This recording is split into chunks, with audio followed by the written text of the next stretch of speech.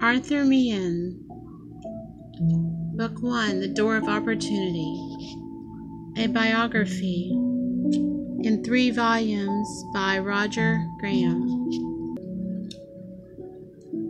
Well, Borden has found a man, said Prime Minister Sir Wilfrid Laurier one day in 1910 as he left the Commons chamber after listening to the first major speech of a young newcomer to the opposition. Arthur Meighen of Portage-la-Prairie, he added, had just delivered a speech which for destructive power recalled the legendary talents of Blake and Cartwright at their best. This was a remarkable tribute, but time proved it a just one, for Arthur Meighen, who was to be the leader of the Conservative Party from 1920 to 1927, and again in 1942, serving twice as Prime Minister of Canada and as government leader in the Senate, brought to his task a rare combination of intellectual brilliance and moral integrity. Within a few years of his election, though still one of the youngest members of the House and only a junior minister, he had made himself indispensable to Prime Minister Robert Borden. Borden relied increasingly on Meighen's immense ability and capacity for hard work to pilot the government through treacherous waters. Thus Meighen found himself repeatedly at the center of bitter controversy, for it fell to him to draft and champion through Parliament much of the important legislation passed between 1911 and 1920. The closure resolutions, the bills for the nationalization of the Grand Trunk Pacific and Canadian Northern Railways, and the bitterly fought Conscription Bill of 1917. He also helped to draw up the Wartime Elections Act, which disfranchised Canadians of alien enemy parentage and enfranchised near female relatives of soldiers serving overseas. In 1919, he took a hand in settling the Winnipeg strike and in writing the revision of the criminal code under which its leaders were tried. So preeminent was he among his fellows that on Borden's retirement in 1920, Meighen was his logical successor, becoming at 46 the youngest prime minister in the British Empire and the youngest in Canadian history. The Door of Opportunity, the first of a 3-volume biography of this distinguished statesman and great parliamentarian, ends with his appointment as Prime Minister. The story of Meighen's triumphant rise to power is told with sympathy, perception, and humor by Dr. Roger Graham, professor of history at the University of Saskatchewan. But even at the moment of his triumph, as Dr. Graham makes abundantly clear, the stage was already set for the momentous tragedy of Meighen's career. After a short year in office, he was to go down to defeat, to the most contemptible charlatan ever to darken the annals of Canadian politics, and Canada was to lose the benefit of one of the greatest talents ever brought to its service. The shattering climax and its aftermath will be the theme of Volume 2. And when Athens shall appear great to you, consider then that her glories were purchased by valiant men, and by men that learned their duty, by men that were sensible of dishonor when they came to act, by such men as, though they failed in their attempt, yet would not be wanting to the city with their virtue, but made unto it a most honorable contribution. Pericles' Funeral Oration. Preface. The name of Arthur Meighen was one to be seriously reckoned with in Canadian affairs, and is undoubtedly now unknown or known only vaguely to the great majority of Canadians. Sic transit gloria. It is my hope that this volume and the one that is to follow will help to rescue the name from oblivion, and at the same time contribute to an understanding of some aspects of recent Canadian history, in which Mr. Meighen played a leading part. I met Mr. Meighen for the first time some months after the publication in 1949 of his volume of speeches, unrevised and unrepented. I urged upon him that the favorable reception given his book and his association with so many prominent men and important events during the past 40 years clearly indicated that he should write his memoirs. The same suggestion had, of course, been made to him by others, but he replied to me with unmistakable finality, as probably he had replied to them, that at his age, he was then 76, he could not embark on such a task. I then proposed that I write his biography. He chuckled rather sardonically and said that while he was gratified that anyone should think such an undertaking worthwhile, he doubted that many would be interested in reading it, an opinion which I sincerely hope was without foundation. However, after considering the matter, he agreed to sanction the work and to cooperate with me by providing whatever information he could.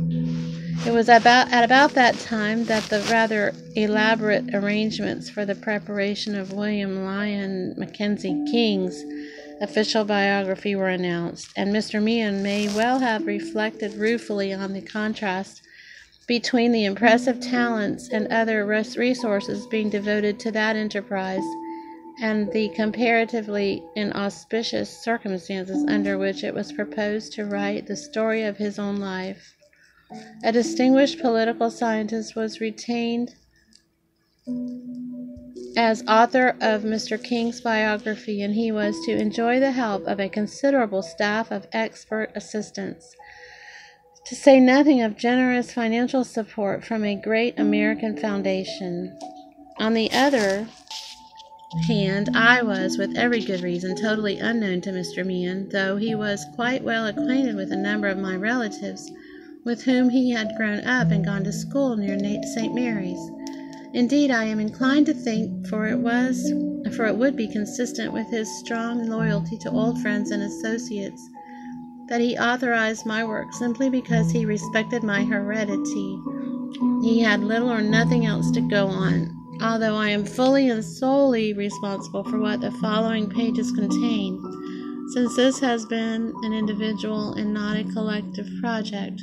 Whatever merit they may possess is the result, in very large measure, of the invaluable assistance given by a great many people, as they are so numerous to mention each of them impossible, but arbitrary as the selection may be, certain ones must be singled out, and first and foremost among these is the subject of the book himself.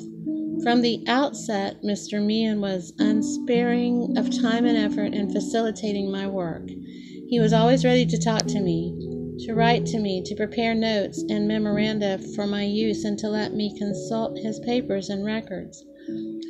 At the same time, and this I wish to emphasize, he never sought in any way to dictate to me what I should write or how I should write it.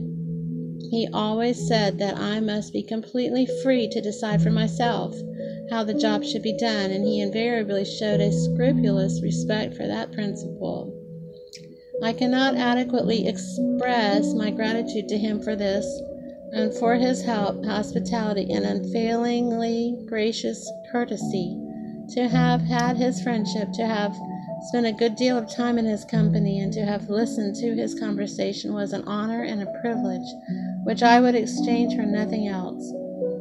To the members of his immediate family also my thanks are due. To Mrs. Meighen, a generous and charming hostess who gave me her own recollections of certain events and allowed me to use the scrapbook she had given in years gone by to their daughter, Mrs. Donald Wright, and to their two sons, Mr. T.R.O. Meighen and Mr. M.C.G. Meighen, for their many helpful courtesies. Through my association with Mr. Meighen, I had the good fortune to meet some of his many friends, and acknowledgment must be made of their assistance. In particular, I am indebted to Dr. Eugene Forsey, whose contagious enthusiasm for the subject matter of this book was matched only by his very extensive knowledge of it. Dr. Forsey put his own relevant papers, his enviable memory, and his admirably acute intellect freely at my disposal, and for this I am grateful. In addition, he read this volume in manuscript and contributed a number of important and helpful criticisms. One of Meighen's oldest and closest friends, the late Colonel Hugh Clark, a delightful companion and raconteur extraordinary, plied with me with anecdotes and reminiscences from his inexhaustible supply stored up during his immensely long and considerably varied experience. I want also to record my gratitude for their help to Chief Justice Albert Savigny of Quebec, Mr. A. Kirk Cameron, Mr. M. Grattan O'Leary, Mr. Arthur Ford, Honorable C. G. Power, Honorable T. A. Carrere, Honorable E. L. Patinod, Mr. Joseph Miller, Mr. A. G. Penny, Mr. C. D. McPherson, Mr. F. B. Bagshaw, and Mr. A. B. Hogg. Professor F. W. Gibson of Queen's University called my attention to certain pertinent documents and shared with me his intimate knowledge of recent Canadian political history. We frequently disagreed in our conclusions, but his conversation was always stimulating. Mr. Meighen's former secretary, Miss E. Mildred Edmondson, gave most valuable assistance in a number of ways, and to her my sincere thanks are due. Lastly, but by no means least deservingly, to my wife, who listened patiently while the following pages were read to her at various stages of their preparation, and who offered many perceptive criticisms and suggestions. I offer my affectionate gratitude.